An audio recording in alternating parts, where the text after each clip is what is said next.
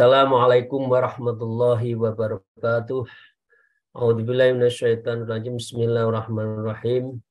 Alhamdulillahilladzi hadana li hadza wa ma kunna linahtadiya laula an hadanallah. Asyhadu an la ilaha illallah wahdahu la syarikalah wa asyhadu anna Muhammadan abduhu wa rasuluhu la nabiyya ba'dah. A'udzubillahi minasyaitonirrajim. Bismillahirrahmanirrahim. Ya ayyuhalladzina amanu taqullaha wa kunu ma'as shadiqin wa qala Allahu qul lil mu'minina yaghuddu min absarihim wa yakhfadhu furujahum dzalika askalahum innallaha khabirum bima yasnaun. Amma ba'dah. Para salikin, jamaah, kolega, sahabat, teman, para tuan-tuan dan puan-puan semua, mari kita bersyukur atas semua nikmat Allah. Alhamdulillahirabbil alamin ala kulli halin wa nikmatin, dan bersalawat kepada junjungan kita Nabi Agung Nabi Muhammad Rasulullah sallallahu alaihi wasallam wa ashabi wa aswajihi wa dzurriyyati wa ahlil baitih. Semoga kita mendapatkan syafaatul uzma nanti di yaumil akhir. Amin ya rabbal alamin. Bapak Ibu sekalian yang saya hormati, hari ini kita masih menerangkan dan menjelaskan, mengelaborasi tentang takwa. Takwa yang secara substantif di dalam hal yang halal, yaitu mengurangi sesuatu yang dibolehkan oleh Allah. Karena melakukan keterbolehan itu bisa jadi karena nafsu, dan itu berarti kita tidak memiliki substance yang disebut dengan takwa. Satu di antara adalah warok, yaitu kehati-hatian di dalam memilih jalan hidup itu. Kemarin oleh Imam Ghazali disebutkan intinya adalah litarkihim fudul halal khadran anal wuqi'i fil haram. Karena meninggalkan perkara yang halal berlebih-lebihan itu sebagai bagian dari kewaspadaan anil wuqu', kewaspadaan dari keterjerumusannya kita fil haram terhadap yang haram. Jadi orang biasa menyebut yang wajar dan yang biasa, yang sedang-sedang saja. Jadi kalau senang makan, makan yang sedang saja, tidak boleh berlebihan. Karena Rasulullah kemarin disebutkan litarkihim ma la ba'sa bi hadaran amma bihi ba'sun. Karena meninggalkan sesuatu yang tidak mengandung keburukan padanya, artinya hati-hati karena halal, itu adalah sebagai langkah hati-hati dari sesuatu yang mengandung keburukannya. Bapak Ibu sekalian, misalkan ya kemarin, ini diterangkan lebih lanjut, misalkan Bapak makan dan boleh kita makan. Kalau terlalu kenyang juga bisa penyakit. Atau kita makan dengan daging yang cukup, lebih dari cukup, itu juga bisa membahayakan. Apalagi makanan itu yang telah diberikan oleh dokter, ya ukurannya kemudian kita langgar, larangannya tidak boleh makan jeroan, ya meskipun enak ya, nah, itu bisa jadi sumber penyakit. Nah, keserakahan israf inilah menjadi bagian dari cara untuk mengukur apakah kita itu punya takwa atau tidak. Kalau kita sederhana, maka dengan demikian kita sudah menghadirkan takwa di dalam hidup kita. Nah, karena itu mari Bapak Ibu sekalian, setelah dijelaskan oleh Imam Ghazali takribnya kemarin, mari kita lanjutkan. Wa qala al-mu'allif fi hadzal kitab wa nalabihima bi ulumiha fid darain amin ya rabbal alamin. A'udzubillahi minasyaitonir rajim. Bismillahirrahmanirrahim. Fattaqwal balighatul jami'atu istinabu kulli ma fihi dhararun li amriddin wa wal maksiyatu wal fudul hadza taksiluha. Jadi setelah diterangkan oleh Imam Ghazali fattaqwa, maka yang disebut orang takwa al-balighah wal jami'ah, ya, takwa yang sesungguhnya yang matang, al-jami'ah, dan menyeluruh dari proses takwa itu apa? Istinabun kulli ma fi darurun li amriddin, yaitu menjauhi setiap sesuatu yang di dalamnya terhadap bahaya untuk urusan agama. Jadi kalau kita terlalu kenyang, agama kita terganggu. Orang sholat menjadi malas karena ngantuk. Nah, itu bagian dari contoh orang yang melakukan takwa, urusan makan bisa mengganggu terhadap urusan agama. Kalau sudah seperti itu, ya, orang yang tidak takwa itu wawal maksiyah wal fudul, dan dia itu adalah terjadinya dan membiarkan maksiat yang terus-menerus, wal fudul, dan juga perkara yang halal tapi berlebihan. Hadza tafsiluha, ya, sekarang akan diterangkan oleh Imam Ghazali. Ini penjelasan mengapa tidak boleh berlebihan oleh Imam Ghazali diteruskan. Dijelaskan lebih lanjut. Nah, itu sebagai bagian dari pengertian secara umum. Sekarang secara khusus. Wa amma idza aradna tahdidaha hala mawdhi'il ilmi syar'i, wa amma adapun idza aradna, apabila engkau wahai murid-murid Imam Ghazali seperti kita, aradna menghendaki tahdidaha tentang pembatasan mengenai definisi ala maudhu'i ilmi syari' yang berdasarkan ilmu syariat itu seperti apa? Nah, Imam Ghazali menjelaskan sebagai berikut. Fatakulu haddut taqwal jami'un tangzilul qalbi an syarrin.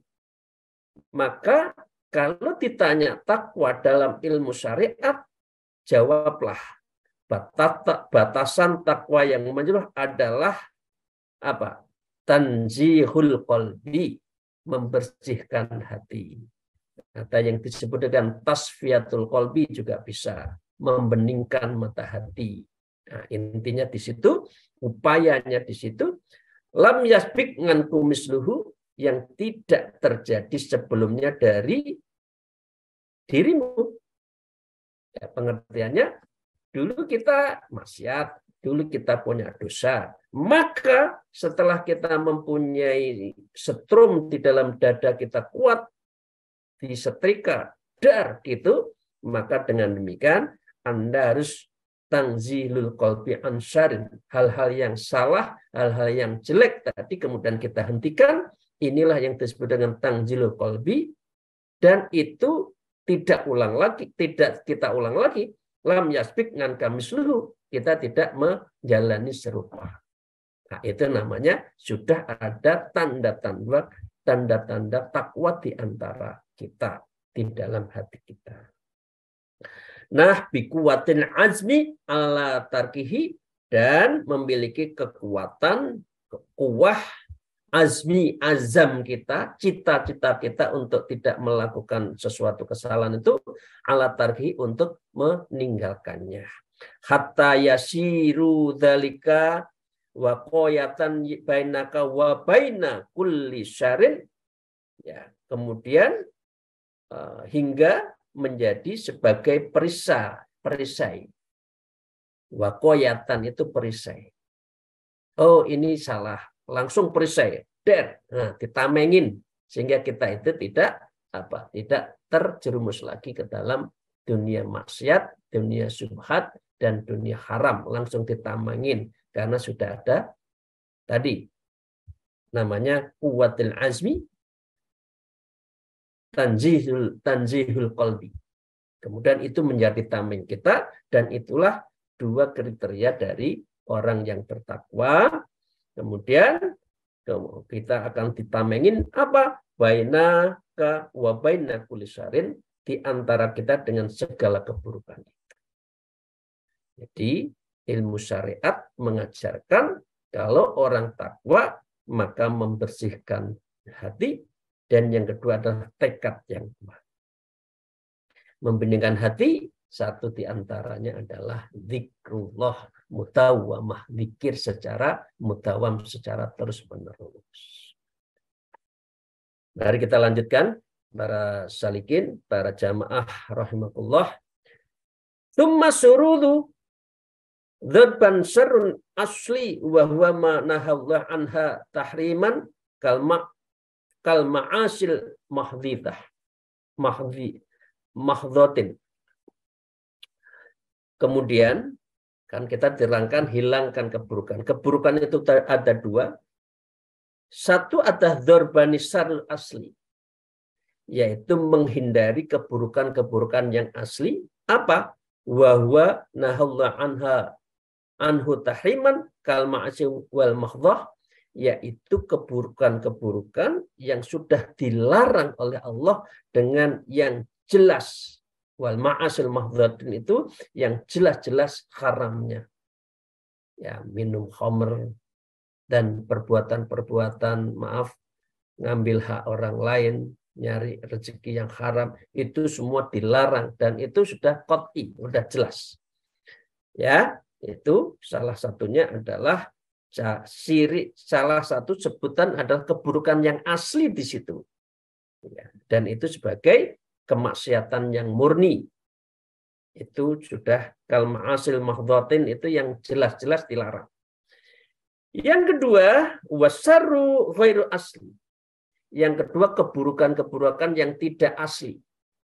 Artinya ya ikutanlah, derivasinya lah. Ya, wa huwa manaha anhu ta'diyan wa huwa fudul halal. Satu di antaranya keburukan yang tidak asli, yang tidak jelas, itu adalah melakukan apa? Dilarangnya sebagai pembinaan takdiban, adab. Adab itu memang sederhana. Menghormat orang tua sederhana. Tapi itu ikutannya sangat luar biasa, implikasinya adalah luar biasa, yang menunjukkan dia itu lebih bertakwa. Yang dilarang yang asli saja dilakukan, dan itu biasa. Ya. Tapi kalau yang diperbolehkan, ya, kemudian kita bisa menjaga sesuatu yang baik, sesuatu yang kita jaga dan kita mampu untuk bisa menjalankannya, itu ya berarti kita itu luar biasa. Jadi misalkan wa fudulil halal, tadi adalah takdian, tadi itu adab, takdiban, adab kita jaga.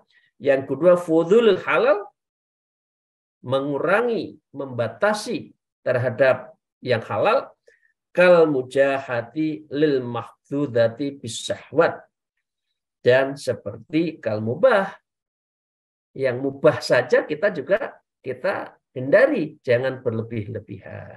Ya, kal makhudati bisahwat, dan mengambil digunakannya itu dengan syahwat. Jadi mubah itu prinsipnya kan boleh Bapak Ibu sekalian, tapi itu adalah jangan berlebihan. Ini ciri dari orang takwa.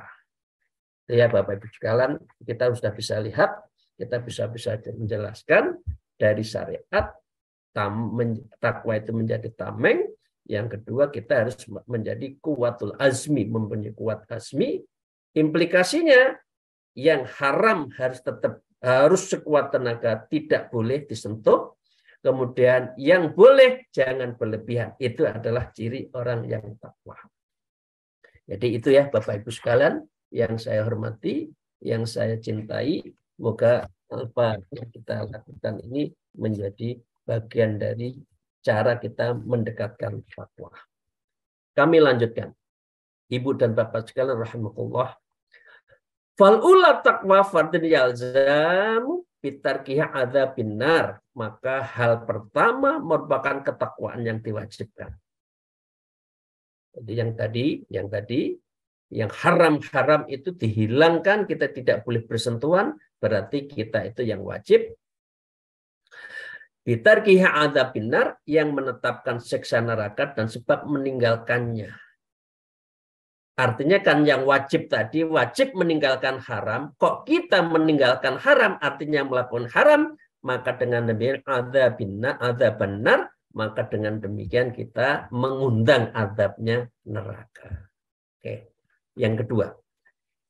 Wasaniyatu taqwa khairul wa'ad yajamu bitarkiha, dan hal kedua merupakan ketakwaan kebajikan tadi, adab sopan santun. Artinya kita lakukan sopan santun pada orang tua, kepada guru, kita menjaga etika, kemudian kita juga menetapkan sesuatu yang menetapkan sesuatu yang boleh tadi, maka dengan demikian al-jas wa tarkiha al-habsa wal hisab wa ta'yir wal laum. Biasanya orang yang hati-hati itu justru dirintangi oleh sesamanya. Oh, kamu itu gaya ini kok nggak mau kumpul-kumpul, sok kan banyak perintah. Ya gitu. Kemudian dia juga wal hisab, dan dia itu sering dihisab, wa ta'ir, dan celaan, wal kecaman, wal laum, dan kecaman. Nah, karena di dunia seseorang itu sudah menjaga hal-hal yang dibolehkan tapi tidak mau berlebihan, tidak mau bicara yang tidak perlu, sering dicaci, sering dimaki, maka Allah nanti di yaumul akhir menggantikannya dengan al-habsa wal hisab wa ta'rid wal laum. Allah justru sebaliknya di akhirat nanti akan menjadi tamengnya, membela terhadap diri kita yang melakukan tadi, tidak melakukan sesuatu yang berlebihan, wal hisab, dan itu menambah di dalam hisab kita, wa ta'rir, kemudian kita tidak mengalami celaan dan kecaman di yaumil akhir. Jadi Bapak Ibu sekalian itu ya, mari kita kalau tidak perlu, tidak usah berlebih-lebihan. Maka dengan demikian, faman ata bil ula fawa fid darajat dunya minat taqwa wa hiya manzilatun mustaqimit ta'ah. Maka yang pertama artinya menjaga tidak melakukan yang haram, ini disebut dengan fid darajatid dunya. Ini adalah derajat yang biasa di dunia, karena itu sudah perintah. Kalau sudah diperintah, perintah menjauhi larangan kok melakukan, ini kebangetan. Nah, itu biasa. Nah, ini disebut dengan mustaqimat ta'ah, dan ini orang-orang ini disebut dengan istiqomah dalam ketaatan. Mustaqiman ta'ah. Ya pasti, sudah dilarang kok. Maka dengan demikian alhamdulillah kita menjadi mustaqimi ta'ah, orang yang istiqomah di dalam ketaatan. Tapi waman atabil ukhra fa wa fid darajatil ulya.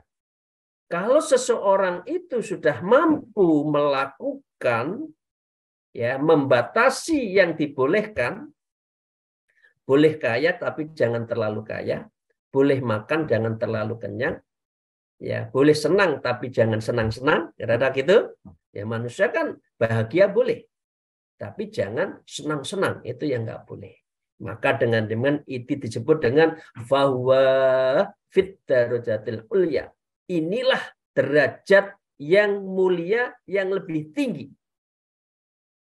Yang pertama adalah darajatul dunya, yang kedua adalah darajatil ulya.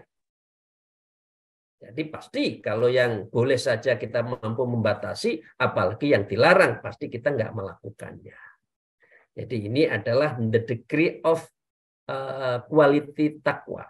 Derajat ketakwaan seorang itu dilihat dari apakah dia itu israf di dalam hidupnya atau tidak. Ya, dan itu hati-hati menjadi terpenting. Ya. Saya lanjutkan. Wa qala al-mu'allif hadzal kitab wa idza jamal abdu bainahuma aghni istinaba kulli ma'syatin wa fudul, ya. Lalu apabila seorang hamba telah menggabungkan tadi, ya, istinaba, ya, dua itu jamaah abdu baina, duanya itu digabungkan, ya yang darajatul dunya, ya darajatul ulya, maka dengan demikian maka fakot istikmalah makna takwa, maka seseorang itu sudah memiliki derajat ketakwaan yang istikmal, yang sempurna, itu ya. Dan kalau sudah begitu wajah ma'kulli, ya, takwa waqama bihaqiha, karena dia bisa menegakkan ketakwaannya itu, wajah makul ya khairin fiha, dan datilah menghimpun segala kebaikan di dalamnya itu. Ya Bapak Ibu sekalian, sudah lengkap dia itu sebagai orang yang bertakwa. Nah, menjalankan dua itu, wahadzal wara'ul kamil, orang seperti inilah yang disebut dengan warok kamil, orang yang warok yang sempurna. Pernah saya sebutkan berkali-kali takwa. Hurufnya ta, tawadhu, kof, qanaah, waw, waro. Ada amjahnya, itu adab atau abid. Nah, itu ya. Jadi cirinya di situ saja. Imam Ghazali menyebut al-wara'ul kamil alladzi huwa malikul amritin, yang sempurna, yang merupakan sendi urusan agama.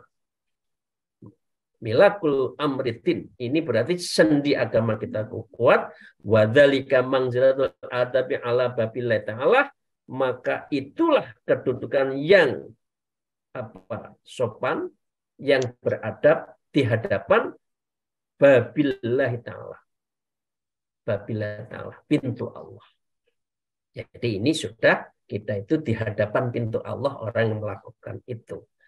Maka fahadha manataqwa wa bayanuha fil jumlati fafhamhu mau muwaffaqan insyaallah ta'ala. Maka inilah makna takwa yang penjelasannya secara global. Maka dengan demikian fafhamhu muwaffaqan, maka sebaiknya kamu itu segera memahaminya. Takwa seperti itu insyaallah ta'ala, kira-kira insya Allah Allah akan memberikan taufik, muwaffaqan insya Allah, Allah akan memberikan taufik kepada kita. Nah, contohnya ya, dengan demikian fa in qulta fa fassil lanal an hadzal makna fi nafsi wastimalu fiha fa innal hajata hajaat min hunalika. Lalu jika engkau berkata, rincikan kepada kami sekarang tentang pengertian takwa dalam pengertian nafsu. Tadi pengertian takwa dalam arti tadi itu syariat. Sekarang berikan ya Imam Ghazali pengertian takwa dari segi nafsu. Ya, dari segi nafsu. Maka karena itu biar apa? Fa istamalafiya, saya bisa melakukannya. Fa innal hajah ja'a minal hunalika, karena sesungguhnya kebutuhan itulah yang aku butuhkan.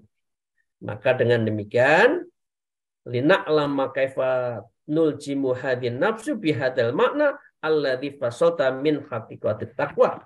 Maka agar kami mengetahui sebagaimana hal yang dikehendaki pengertian takwa dari sisi tadi syariah dan inna nafsu. Sehingga dengan demikian tolong saya rincikan pengertian-pengertian itu sehingga kami bisa memahaminya. Maka Bapak Ibu sekalian, Imam Ghazali mengatakan fa'akulu, maka saya Imam Ghazali berkata, angkuli masyatin watasunaha angkuli fudul.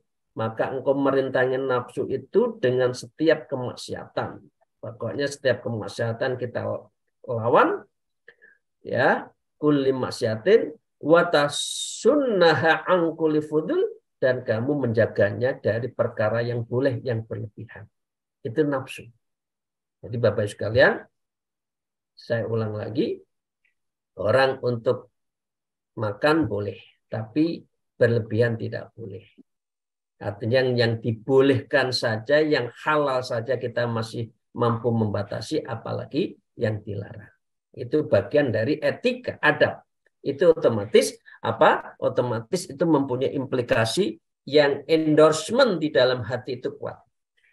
Kita sudah membiasakan tidak berlebihan, apalagi yang dilarang, pasti insya Allah kita tidak mampu, tidak mau untuk melakukannya. Maka dengan demikian, kalau sudah punya dua tadi, kuwatul azmi, dan kita adalah menjadi bisa membatasinya, fa idza fa'alta dzalika kunta qad ittaqaita Allah Ta'ala, maka telah melakukan semua itu, maka keadaan sungguh telah bertakwa kepada Allah. Fi ainika, ya, takwa di dalam ainika, mata kita, wa udhunika, dan juga udhun, ya, telinga kita, wa lisanika, dan mulut lidah kita, wa qalbika, dan wa qalbika, lidah kita, ya, wa qalbika, hati kita, wa batinika, dan sir batin kita, wa farajika, wa jami arkanika, maka dengan demikian seluruh tubuh kita engkau telah mengendalikan semua itu, ya, dengan tali pilih jamin takwa, dengan takwa. Jadi takwa itu bisa dilihat dari bagaimana kita mengoperasionalkan. Kalau sistem, ya, di dalam tubuh kita itu, atau di dalam sebuah perusahaan sistem, kan, kalau Pelni misalkan di dalam kapalnya itu, bagaimana nautikanya, bagaimana dengan KKM-nya, bagaimana dengan jenangnya, bagaimana dengan nahkodanya, itu semua satu sistem berjalan dengan baik. Kalau di dalam tubuh manusia itu, mata kita, telinga kita, hidung kita, hati kita, semua itu harus tertuju pada takwa, dan ini yang bisa menjadi bilijamit takwa, dan itulah tali kekang takwa kita. Nah, tentang hal ini telah dibahas secara panjang lebar di dalam kitab Ihya Ulumuddin, ya. Nah, sekarang kitab ini fa ammal ladzi la budda minhu hauna fa antakula man arda ayat takilah fal yura'il aldo al khamsah fa inna hunnal usul. Maka dengan demikian, Bapak Ibu sekalian, kalau orang mau takwa di dalam kitab Minhajul Abidin itu, maka 5 organ tubuh kita itu harus kita jaga, ya, menjaga 5 organ tubuh. Nah, sekarang apa? Nah, itu akan kita bahas pada sesi berikutnya, ya, Bapak Ibu sekalian. Cuma ini disebut ain, mengapa mata disebut dulu. Nah, itu nanti kita jelaskan. Karena mata itu kan awalan seseorang itu bisa melakukan maksiat, ya, dari mata turun ke hati, ya, dari mata kemudian punya pikiran, dari mata kemudian melakukannya, yang menjurus pada maksiat. Karena itu Imam Ghazali menyebut namanya menjaga mata, menjaga panca indera kita. Satu di antaranya adalah mata, dan mata disebut yang pertama kali agar kita jaga. Jadi wahyal ain wal udhun wal lisan wal qalbun wal batnu fayahruju ala bisyanah laha an kulli ma yakhafu minhu. Maka dengan 5 organ itu harus dijaga kepadanya dari setiap yang mengkhawatirkan darinya. Mata jangan melihat sesuatu, telinga jangan mendengarkan sesuatu yang dilarang, mulut kita jangan bicara sesuatu yang dilarang. Itu semua harus dijaga ma yakhau minhu daruran fi amriddin, yang itu bisa melahirkan kerusakan, darurah, kemudian bahaya fi amriddin, di dalam urusan agama, min maksiatin, dan juga bisa menghadirkan maksiat, wa haramin, dan juga menjalankan haram-haram, wa fudli wa asrafin, kemudian dia juga melakukan keharaman yang berlebihan, wa israfin, israf, wa halalin, min halalin, dari perkara yang halal. Saja, makasih. Semoga di sesi pertama ini kita mendapatkan ridha dan maunah dari Allah Subhanahu wa taala. Minkum kalam, wallahul muwaffiq ila aqwamit thariq. Wassalamualaikum warahmatullahi wabarakatuh.